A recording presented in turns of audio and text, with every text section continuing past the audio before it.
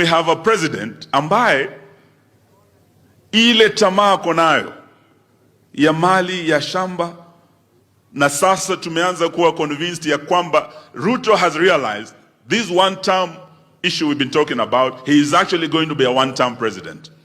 So in 5 years, William Ruto wants to be richer than Kenyatta Jomo aliyekuwa president 15 years, than Uhuru Kenyatta alikuwa president 10 years.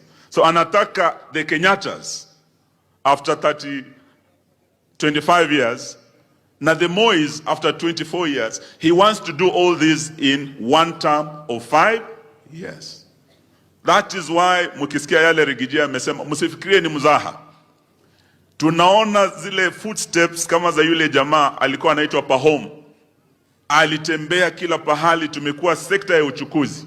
Jomo Kenyatta International Airport, tulienda kotini kusimamisha na Kalonzo, sasa amerudi kule anarudisha Adani. There is a new company called Da ambayo ako anarudisha Adani through the back door. Ports zetu ya Mombasa, port ya Lamu, we see him in the transport sector.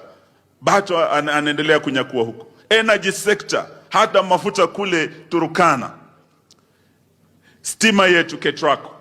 He is everywhere, we see his footsteps. So we cannot for a minute, for a day, for the next remaining few months Ruto is president, we will not shift our focus from you, Bwana Kasongo, because you are the problem of Kenya.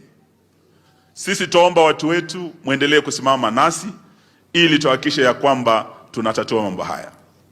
Mwisho, Bwana Duale amesema leo Nairobi Hospital is a private hospital, the state will not interfere. So we want to tell Bwana Duale they should stop interference in a private hospital.